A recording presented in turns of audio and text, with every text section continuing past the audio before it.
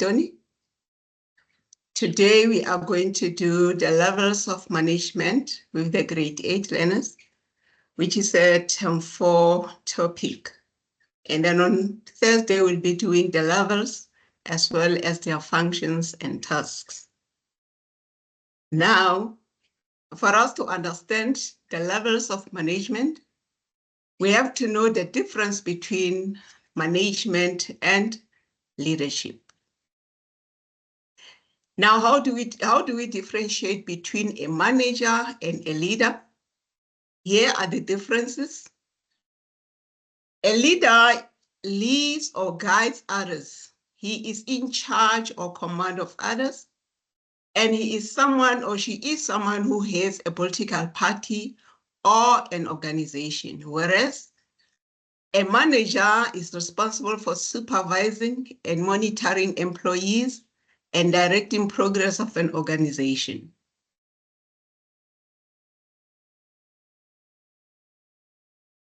A leader has people that follow him or her, whilst a manager has people that work for him or for her. A leader wins followers, whereas a manager has people that work for him or for her. A leader exercises power over people, whilst a manager develops power with people. Now, what is management? Management can be defined as being in charge of a project or other people that need to be directed to reach a certain goal or certain goals. Now here we have an example of the management of a school. In a school management, we have the principal as the top management with his or her deputy. And then in the middle, we have the HODs of different departments in the schools. And then at the lower level, we have educators and administrative staff. That is an example of a management, different management in a school situation. And then we have 3 levels of management, as we have seen in a school situation, where we have the top management, where in the top management, we have the principal and the deputy. In the middle management, where we had the different HODs or departmental heads of different subjects. And then in the lower management, where we had the staff and the administrative staff. And then the 3 levels of management have different decisions to be made and different plans. The top managers usually set objectives, scan the environment, plan and make decisions. And the type of decisions that are made by the top management are strategic decisions. Whereas in the middle management, we have the managers that allocate resources, oversee first-line managers, report to top management, develop and implement activities. And the type of decisions that are made here are tactical decisions. And then we have in the lower management, we have the first-line managers who coordinate activities, supervise employees, report to middle managers, involved in day-to-day operations. And the type of decisions that are taken at the lower management are operational decisions because they have to deal with the day-to-day operations. Now, what happens at the top management? The top level of management consists of the board of directors, the chief executive officers, or the managing directors. And then they give direction and clarify the division of the business. And then they set long-term goals for the business. For example, they decide on the expansion or the growing of the business in the long run. And then they ensure that the departments are working towards the business goals, to the achievement of the business goals.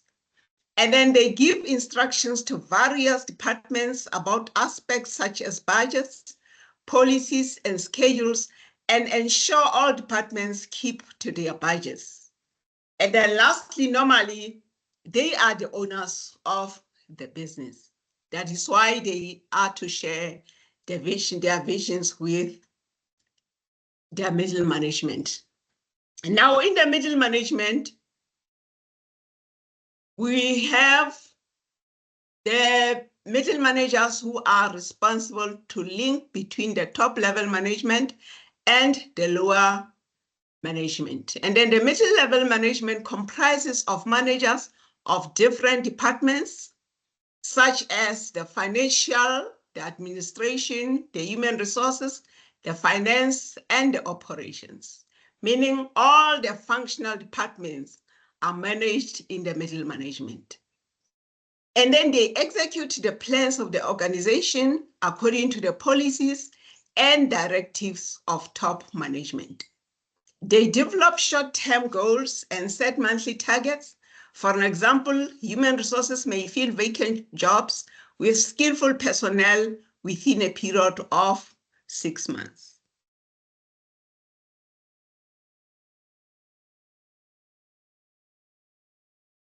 And then we come to the lower management. The lower management, they are also known as the supervisory or operative level of management. They are involved in the day-to-day operations of the business. They are the supervisors who work with smaller teams that are involved with problem solving and decisions making in relation to the daily activities of their teams. As I said, they are responsible for the daily operations of the business. And then other responsibilities include preparing reports on performance of workers and motivating their workers because they are directly involved with their operational workers.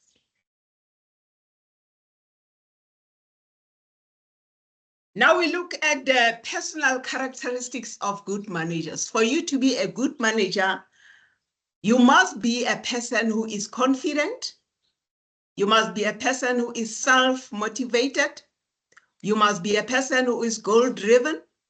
You must be hardworking and dedicated. You must be optimistic. You must be calm. You must be flexible.